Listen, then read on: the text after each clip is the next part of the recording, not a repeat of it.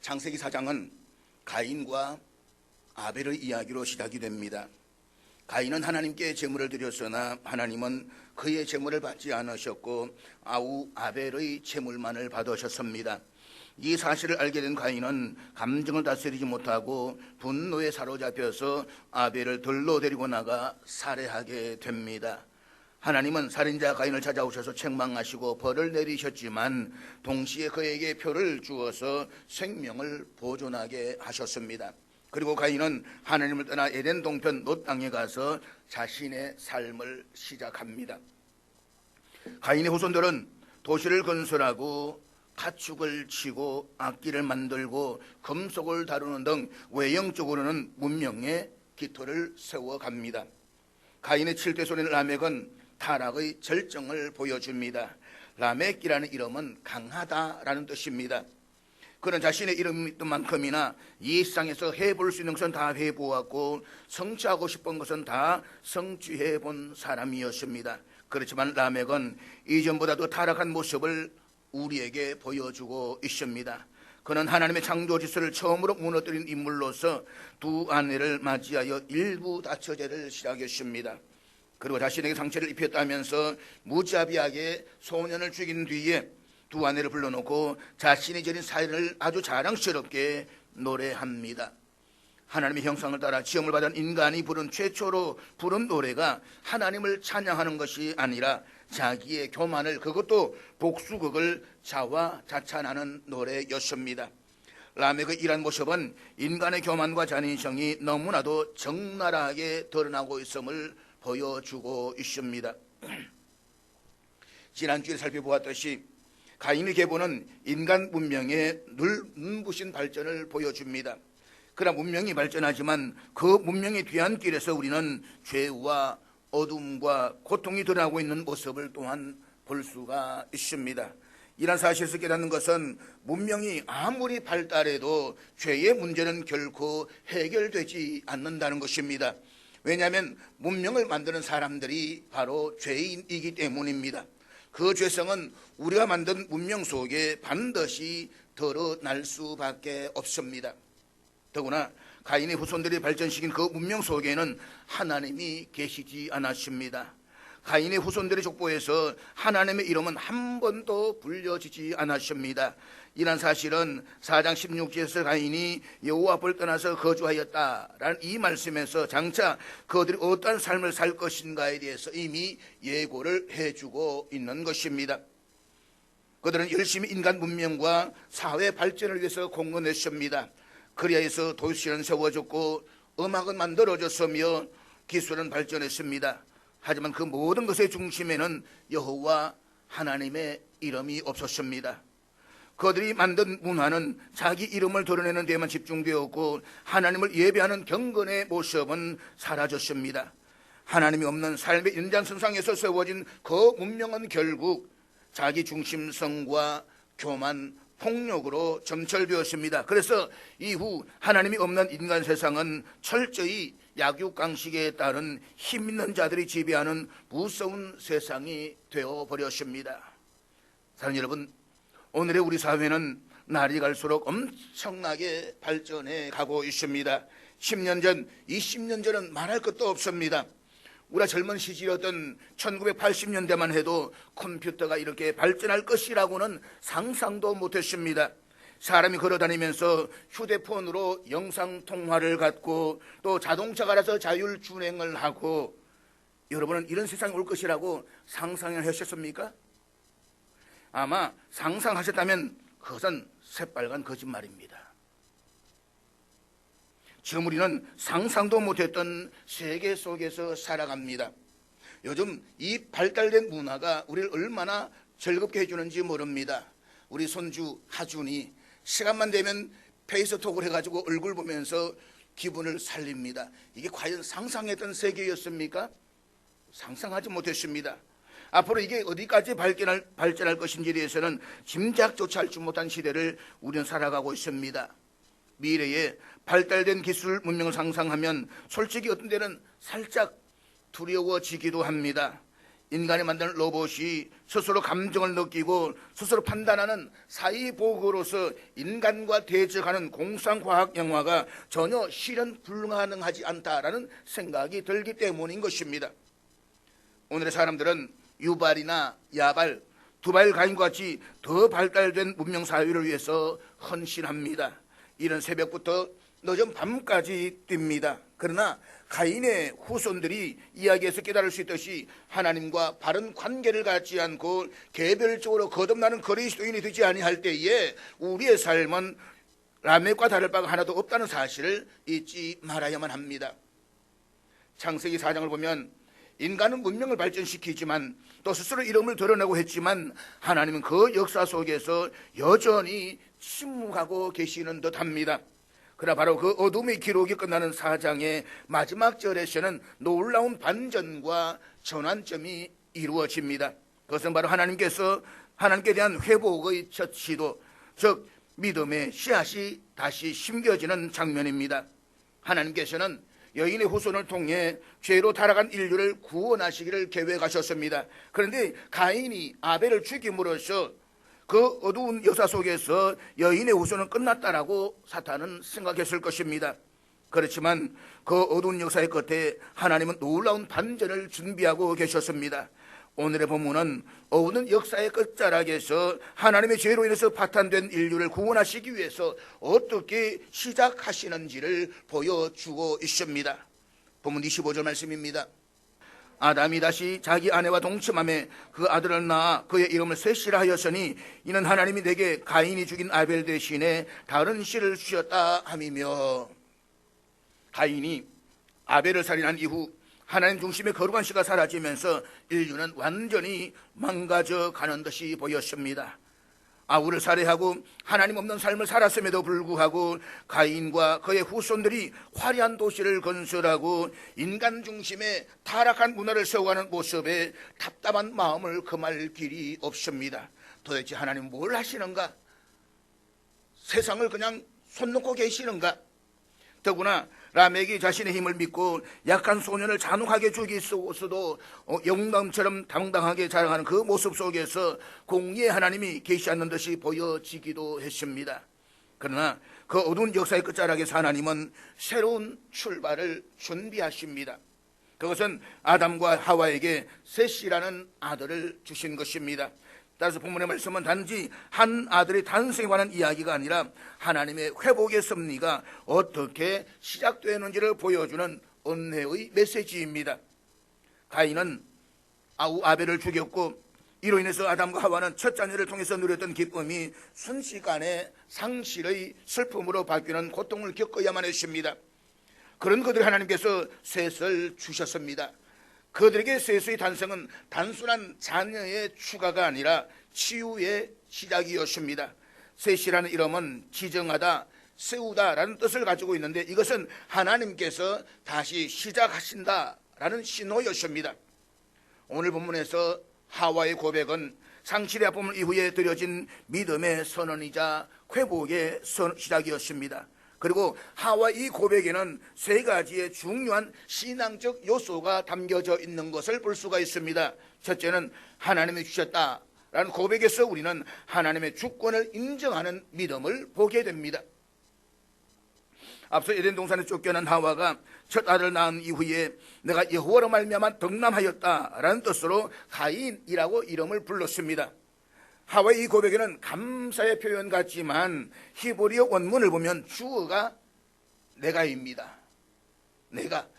내가 여호와로 말미암아 사람을 얻었다라는 말입니다. 이는 자신의 역할을 강조하는 느낌이 강하게 담겨져 있습니다. 하와는 하나님께서 선포하신 여인의 후손의 약속을 기억하면서 첫 아들인 가인을 통해서 그 약속이 성취될 것을 기대했을 것입니다. 하지만 우리는 곧 알게 됩니다. 가인은 아벨을 죽임으로써 그 기대를 저버립니다. 하와의 고백은 생명의 탄생에 대한 기쁨이었지만 그 기쁨은 인간의 죄로 인해서 허무하게 무너지고 말았습니다. 그런데 셋을 낳은 이후에 드린 하와의 고백은 완전히 다릅니다. 하와는 가인의 살인과 아벨의 죽음을 겪은 후에 셋을 낳고 이렇게 고백합니다. 하나님이 내게 주셨다. 하와의 이 고백의 중심에는 하나님이 있습니다. 이것은 단순한 감사의 표현이 아니라 하나님의 주권에 대한 철저한 신앙 고백입니다. 삶의 모든 결과와 과정 속에 하나님의 손이 있음을 인정하는 고백입니다. 나아가서 하와의 이 고백은 하나님을 단순히 도움을 주시는 분으로서가 아니라 주권자요 생명의 근원으로 인정하는 믿음이 담겨져 있습니다. 이것은 고백의 성숙입니다. 처음에는 하나님 나를 통해서 뭔가를 하신다는 기대의 시작에 따라온다면 이제 내가 아니라 하나님이 하신 일을 받아들이고 그 은혜를 찬양하는 믿음으로 성장한 것입니다. 하와의 이 두 고백 사이에는 시간의 흐름이 있었고 아벨의 죽음이라는 깊은 상실과 아픔이 있었습니다. 그리고 그 고통 속에서 하나님을 더 깊이 아는 신앙의 여정이 있었습니다. 그래서 가인을 얻었을 때는 기대의 고백이었다라고 한다면 셋을 얻었을 때에는 은혜의 고백이었습니다. 사랑하는 여러분, 신앙이란 어느 날 하루아침에 완성되지 않습니다.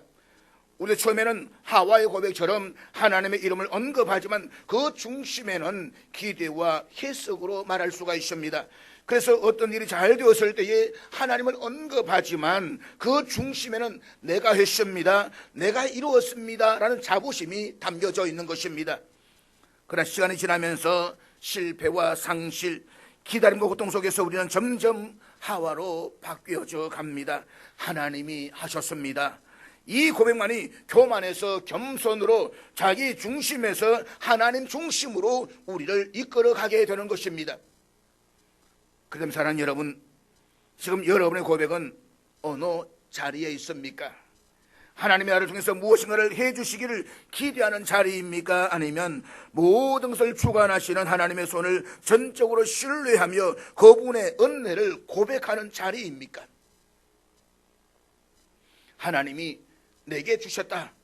하와의 고백은 우리 하여금 모든 삶의 주도권을 하나님께 돌리게 합니다. 그렇습니다. 오늘 이 땅의 한국교회가 그리고 저와 여러분에게서 회복되어야 할 중요한 출발점은 바로 주권 신앙의 회복입니다.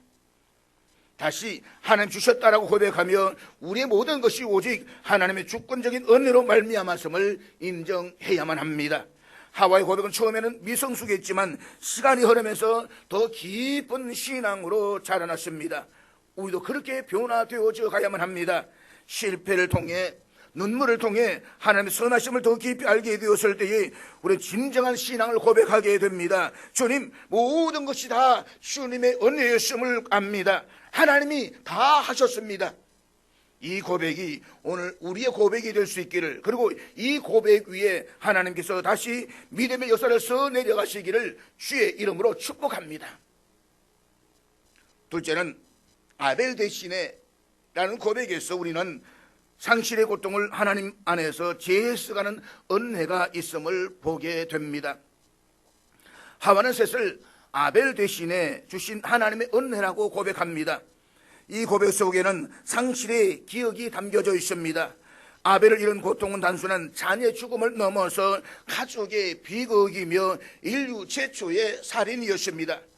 자녀가 죽으면 부모의 가슴에 묻는다라는 말처럼 어쩌면 시간이 지나갈수록 하와의 마음에는 죽은 아들에 대한 그리움이 말 못할 아픔과 상처로 엉거리지고 있었음을 알 수가 있습니다.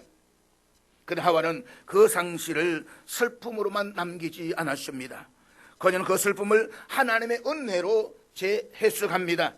아벨을 잃은 어머니 하와의 슬픔은 상상할 수 없는 깊은 고통이었을 것입니다. 하지만 그녀는 그 자리에서 하나님의 섭리를 바라봅니다. 아벨 대신에 주셨다 라는 말은 과거를 잊는다는 것이 아니라 그 고통의 의미를 하나님의 관점에서 다시 해석하고 받아들이는 신앙 고백입니다. 이는 곧 상처가 회복의 출발점이 될 수 있다는 복음의 본질을 우리에게 말해주고 있는 것입니다. 우리의 삶에도 때로는 아벨의 죽음과 같은 아픔이 있습니다. 소중한 사람을 잃고 관계가 끊어지고 하던 일이 꽉 막히고 꿈이 무너질 때에 우리는 정말 절망할 수밖에 없습니다. 그러나 하나님은 그 상실의 자리에서도 아벨 대신에 다른 무엇을 준비하고 계십니다. 하와처럼 상실의 아픔을 하나님 안에서 다시 해석할 때에 우리는 절망이 아닌 소망의 고백을 할 수가 있습니다. 그래서 우리는 실패를 통해서 하나님을 만나고 눈물을 통해서 하나님의 위로를 경험합니다. 그렇다면 여러분 묻습니다. 당신의 상실은 어떤 믿음의 언어로 다시 말해지고 있습니까? 잊지 마십시오. 우리의 고통이 하나님의 은혜로 해석될 때에 그 자리는 부흥의 씨앗이 뿌려지는 옥토와 같은 땅이 될 수가 있는 것입니다. 셋째는 다른 시라는 고백에서 우리는 하나님의 구속사의 연결교를 이어가는 미래적 소망이 담겨져 있음을 보게 됩니다. 하와는 에덴 동산에서 뼈아픈 실수를 기억하고 있었을 것입니다. 선악과 사건 이후에 죄와 죽음이 인간 세계에 들어왔고 그로 인해서 아벨이 가인에게 죽임을 당했습니다. 하와는 자신이 저지른 한 번의 그 실수가 어떤 파장을 일으켰는지를 누구보다도 뼈저리게 알고 있었을 것입니다. 그러나 하나님은 그 실패의 자리에서 셋이라는 아들을 주셨습니다. 그 하와는 셋을 단순히 또 하나의 자녀라고 말하지 않았습니다. 그는 다른 씨라고 불렀습니다. 이것은 단순히 아벨을 대체하는 것이 아니라 하나님의 구속사가 계속되고 있다는 믿음의 고백이었습니다. 창세기 3장 15절에서 하나님은 범죄한 아담과 하와에게 장차 여자의 후손이 뱀의 머리를 상하게 할 것이라고 약속하셨습니다. 하와는 셋을 통해 하나님의 그 약속이 끊기지 않고 이어지고 있다는 소망을 품었습니다. 이전에는 뱀의 유혹에 흔들려서 죄에 빠졌지만 이제는 하나님의 은혜를 인정하고 고백합니다. 하와는 아벨을 통해 경험한 상실의 고통 속에서도 셋을 통해서 회복의 은혜를 경험하고 있는 것입니다. 사랑하는 여러분, 그래서 오늘 우리에게도 동일하게 주어지는 메시지입니다. 우리가 잃어버린 것, 실패한 것, 상처 입은 것 가운데서도 하나님은 거룩한 다른 씨를 주십니다. 그리고 우리 향한 하나님의 구속사는 결코 중단되거나 실패하지 않습니다. 본문에서 다른 씨라는 표현은 곧 하나님의 언약의 연결고리를 상징합니다. 그리고 다른 씨는 이사야에서는 하나님께서 남겨두신 거룩한 씨, 곧 거루터기를 말씀하고 있습니다. 이사야 6장 13절 말씀 우리 앞에 다 같이 읽도록 하겠습니다. 그 중에 10분의 1이 아직 남아있을지라도 이것도 황폐하게 될 것이나 밤나무와 상소리나무가 배임을 당하여도 그 거루터기는 남아있는 것 같이 거룩한 씨가 이 땅의 거루터기니라 하시더라. 어느 날 이사야 선지자는 하나님의 영광 앞에서 소명을 받고 이스라엘 백성들이 임할 심판의 말씀을 전해야만 했습니다. 그런데 그 백성들은 눈이 있어도 보지 못하고 귀가 있어도 듣지 못하며 마음이 둔하 있어 돌이킬 줄을 모릅니다. 하나님 그들에게 나라가 황폐하게 되고 사람들은 떠나고 거리가 적막하게 될 것이라고 말씀하십니다. 하나님의 이 선언적 말씀에는 더 이상 어떠한 희망도 기대할 수가 없습니다. 끝난 것입니다. 백성들의 마음은 둔하고 귀는 어두워졌고 눈은 볼 줄 못하고 다 닫혀버렸습니다. 이제 더 이상 기대할 것이 없습니다. 그런데 바로 그 끝에서 하나님께서는 이 이사야 선지자에게 말씀하십니다.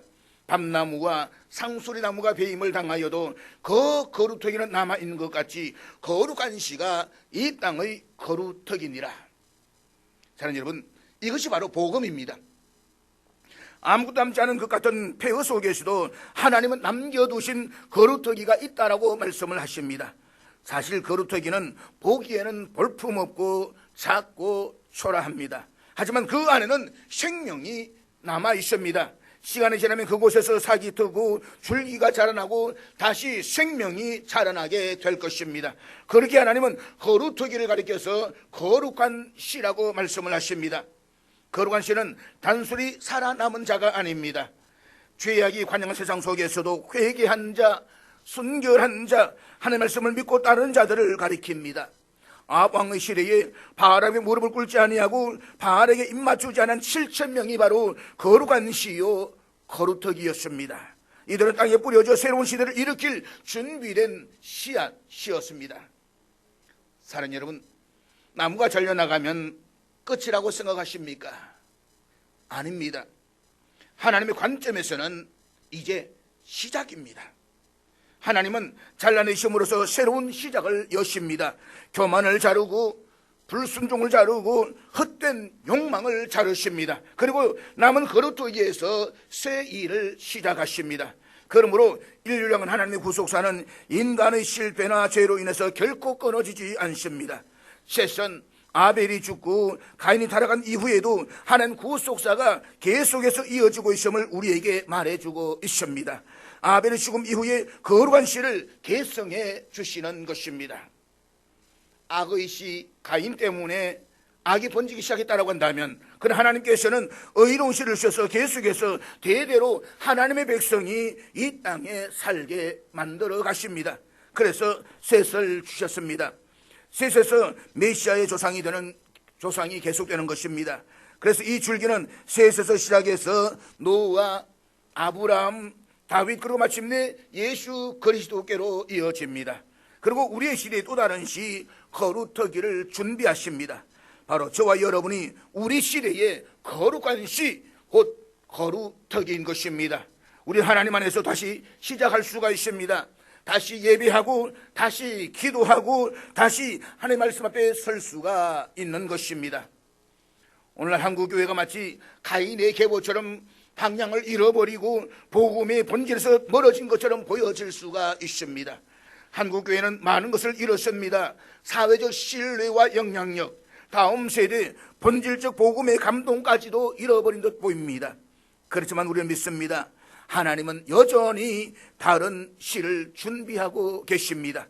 그래서 새로운 시대, 새로운 공동체, 새로운 영성을 통해서 하나님의 구속사는 계속 이어질 것입니다. 사랑하는 여러분, 하나님의 구속사는 결코 멈추지 않습니다. 세상 사람들은 모든 것이 끝났다고 생각하는 그 깊은 어둠의 자락에서도 하나님은 언제나 새로운 시작을 허락하십니다. 세상이 온통 어두움과 죄악으로 가득할 때에도 하나님은 셋과 같은 믿음의 계보를 통해서 구원의 역사를 이어가십니다.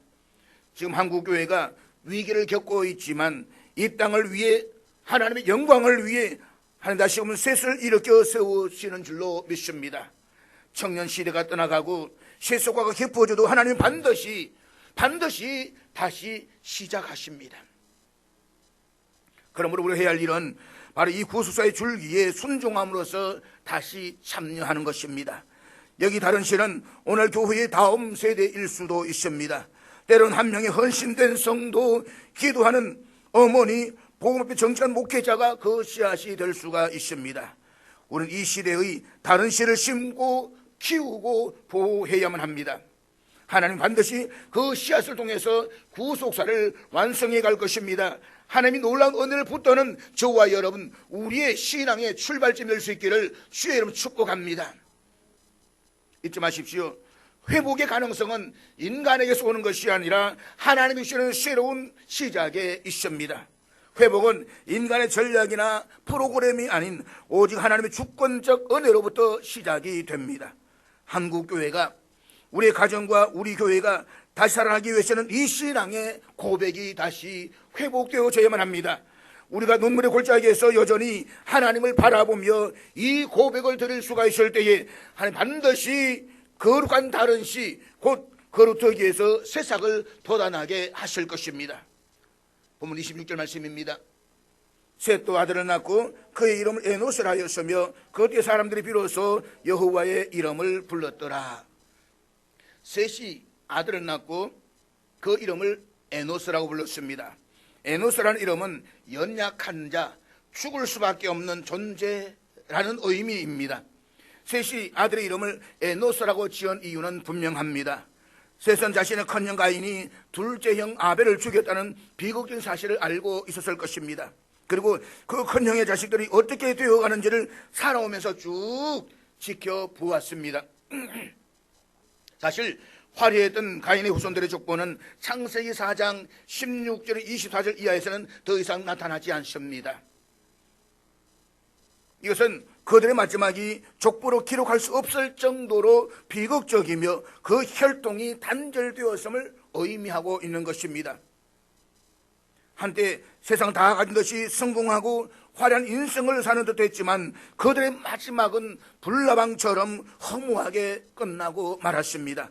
성경은 그들이 누구를 낳았고 그 후손들이 어떻게 했다는 이야기는 이후에 단 한마디도 다루지를 않습니다. 셋이 이런 가인의 후손들의 결말을 보고 또 그들이 세워가는 운명 속에서 드러나는 어두운 죄악의 모습들을 바라보면서 인간의 연약함이 얼마나 뼈저러지게 느껴졌겠습니까? 인간은 도시를 세우고 악기를 만들고 기술을 발전시켜 가면서 자기 이름을 높이고 있었지만 그 속에서는 하나님이 계시지 않았습니다. 문명은 있었지만 예배는 없었습니다. 발전은 있었지만 하나님에 대한 부르심은 사라졌던 것입니다. 그 결과 하나님 없는 문명은 끝없는 방황과 살인과 불안과 허무 속에서 무너질 수밖에 없음을 깨달았던 것입니다. 더구나 그들이 세상에서 그렇게 도시를 세우고 이름을 높이고 또 권력을 잡고 교만을 뽐내어도 결국 인간은 한 줌의 죽음으로 끝날 수밖에 없는 존재라는 사실을 절감했을 것입니다. 인간은 결국 죽을 수밖에 없는 존재이구나. 그래서 아들의 이름을 에노스라고 지었습니다.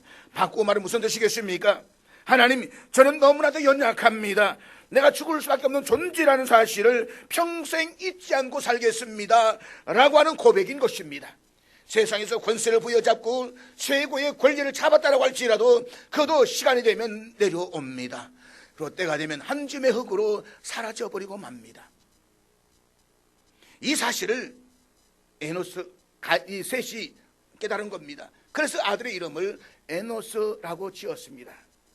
그때에 샤는 비로소 여호와의 이름을 불렀더라. 여기서 이름을 부르다라는 말은 단순히 어떤 이름을 입으로 소리내서 부르는 것이 아닙니다. 히브리어로 카라란 이 단어는 하나님께 부르짖고 예배하며 도움을 구하며 하나님과 관계를 회복하는 모든 행위를 포함하는 포괄적인 의미를 가지고 있습니다. 그런데 여기서 우리가 주목해야 할 사실은 비로소라는 단어입니다. 비로소. 이 말인즉 그 이전까지는 그렇지 않았다는 것입니다. 그 이전엔 사람들이 많았음에도 불구하고 하나님을 찾는 이가 없었습니다. 그런데 이제 드디어 공동체적으로 하나님을 부르며 예배하고 기도하는 사람들이 생기기 시작한 것입니다. 즉 죄로 인해서 멀어졌던 인간이 타락으로 해서 하나님과 관계가 끊어졌던 인류가 드디어 하나님 향해서 입을 열고 그 이름을 부르기 시작한 것입니다. 이것은 단순한 회복이 아니라 신앙의 회복이며 예배의 회복이며 공동체의 회복인 것입니다. 사실 가인의 후손들은 하나님을 전혀 몰랐던 사람들이 아니었습니다. 그들도 하나님의 존재를 인식했을 것입니다. 그건 하나님과의 인격적인 관계는 없었습니다. 가인은 아우 아벨을 살인한 이후에 하나님과의 관계를 단절하고 하나님을 떠나 자기의 삶을 살았습니다. 가인과 그의 후손들은 하나님을 예배하지 않았고 그분을 중심에 두지도 않았습니다. 하나님을 도외시한 채 자신의 문화와 자신의 이름을 세우기에 급급했습니다. 그러다 에노스가 태어나면서 사람들의 마음의 변화가 일어나기 시작한 것입니다. 그것은 에노스라는 이름 속 뜻에서 찾을 수가 있듯이 가인의 후손들의 마지막 결말이 인생 무상을 느끼게 했기 때문입니다. 문명을 만들고 음악을 만들고 기술을 발전시키고 이름을 높였지만 세상에서 라멕이라는 이름으로 강하게 살았지만 별 볼일 없더라. 그들도 한 줌의 흙으로 사라지더라. 그 후손들을 보아라. 후손들의 이름이 있느냐 없지 않느냐, 이 사실을 당대의 사람들은 깨닫기 시작한 것입니다. 한때 자기 성을 쌓고 멋지고 화려한 인생을 살아도 결국 그들의 인생은 방황과 불안과 두려움에 살다가 한 줌으로 끝난다는 사실을 알았다는 것입니다. 사랑하는 여러분, 인간이 죽을 수밖에 없는 존재임을 깨달았을 때에 왜 자발적으로 하나님의 이름을 부를까요? 내가 죽을 수밖에 없는 존재라는 사실을 깨닫다라고 하는 것은 인간이 자기 실상을 깨닫는 것입니다. 자기의 본질을 깨닫는 것입니다. 자기의 한계를 깨닫는 것입니다. 내가 아무리 살아있는 것처럼 보여도 어느 날 곳곳에서 호흡이 멈추는 그 순간에 한 줌의 죄로 끝날 수밖에 없다는 것을 통감한 것입니다. 그리고 그때 성령의 근원이신 생명의 근원이신 하나님과 관계를 맺을 수밖에 없는 것입니다. 그 하나님의 도우심을 구할 수밖에 없습니다. 그것만이 내 곳곳에서 호흡이 끝나는 날 공동묘지를 뛰어넘어서 영원히 살아갈 수 있는 유일한 기름을 아는 것입니다. 그런 의미에서 사람이 자기 자신을 안다라고 하는 것은 참으로 중요합니다. 누가복음 15장에 보면 탕자가 자기를 모를 때는 아버지의 재산을 받아서 아버지 곁을 떠나갔습니다. 자기를 모를 때에는 우리 아버지가 부자인데 아버지 재산을 반만 가져가면 나는 아버지보다도 10배나 더 부자가 될 것이라고 믿었습니다. 그런데 자기 스스로 아버지를 떠났던 그 아들이 언제 아버지께로 돌아옵니까? 내 능력으로는 돼지가 먹는 쥐염 열매도 못 먹는 존재이구나 라는 사실을 깨달았을 때인 것입니다. 오늘 본문의 말씀대로 한다면 나는 에노스로구나, 이대로 가면 죽을 수밖에 없는 존재이구나, 우리 아버지 집에는 먹을 것이 얼마나 많은데, 자기 존재 실상을 깨달았을 때에 그는 일어나 아버지께로 돌아갑니다. 우리 인간도 마찬가지입니다.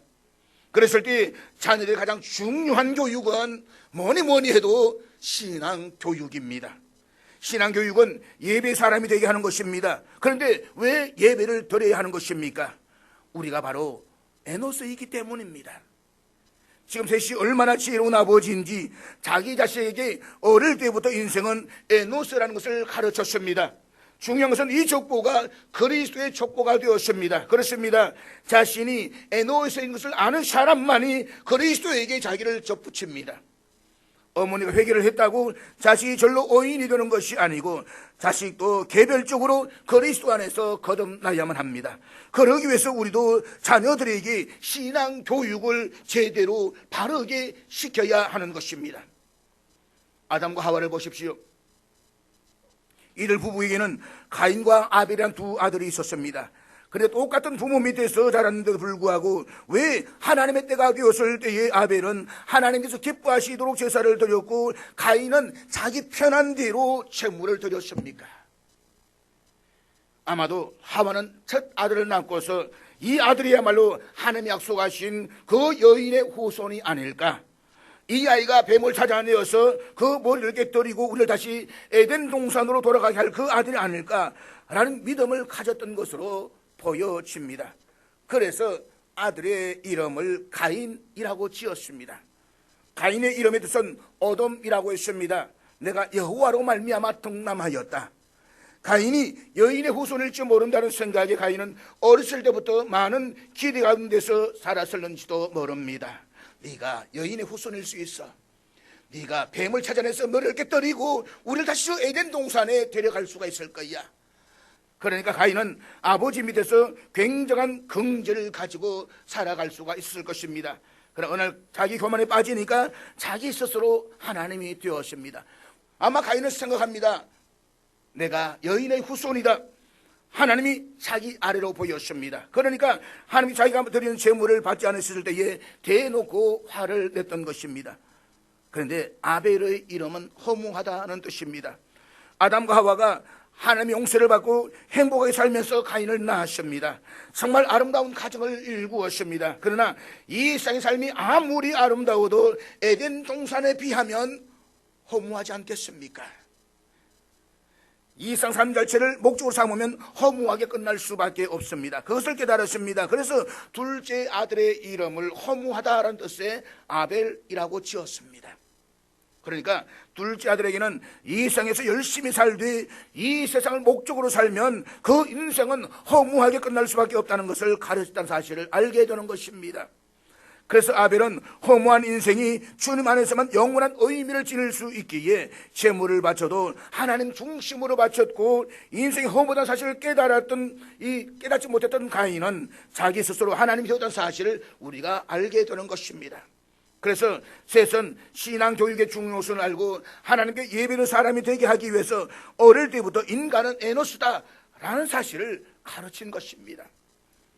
사랑하는 여러분, 우리가 자식들에게 가르칠 것이 따라온다면 인생은 아벨이다, 그 자체를 목적으로 삼으면 너도 끝날 때에 허무하고 후회하는 인생을 될 수밖에 없다, 여호와를 경외해라, 인생은 에노스다.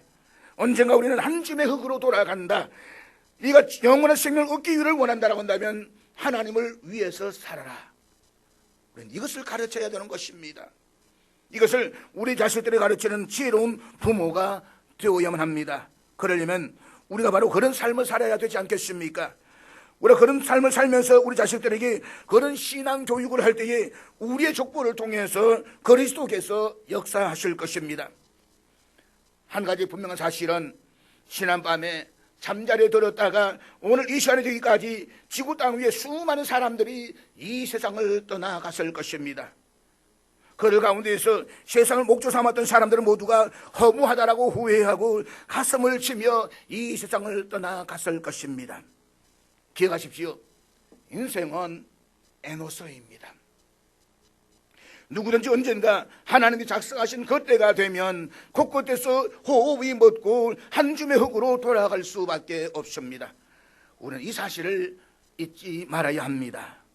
이 사실을 매 순간 잊지 아니함으로써 우리의 중심을 다해 인격을 다해 생명을 얻으신 하나님께 부르짖고 경배하고 하나님을 쫓아 살아가십시다. 그리고 이 사실을 사랑하는 우리 자녀들의 심령 속에 깊이 각인시켜주는 믿음의 부모들이 되십시다. 그러기 위해서 우리도 다시 비로소 여호와의 이름을 불러야만 합니다. 지금이 우리의 비로소가 되어야만 합니다. 다시 외부를 회복하십시다. 다시 기도를 회복하십시다. 다시 하나님의 임재를 사모하고 그분의 말씀 앞에 무릎을 꿇으십시다. 가정에서, 일터에서, 교회 안에서 여러분이 먼저 하나님을 부르십시오. 여러분이 먼저 기도의 자리에 서십시오. 여러분이 먼저 예배의 중심을 회복하십시오. 기도의 무릎이 회복될 때에, 예배가 살아날 때에 하나님은 다시 일하십니다. 사람들의 마음이 겸손해지고 공동체가 하나님의 임재를 갈망할 때에 그 땅은 다시 살아납니다. 그때 사람들이 비로소 여호와의 이름을 불렀더라. 오늘이 여러분의 그때가 되어서 우리의 신앙의 단절됨이 없이 대를 이어 거듭될 수 있도록 우리의 족보가 그리스도께서 역사하시는 그리스도의 도구로 수임받을 수 있기를 주의 이름으로 축복합니다.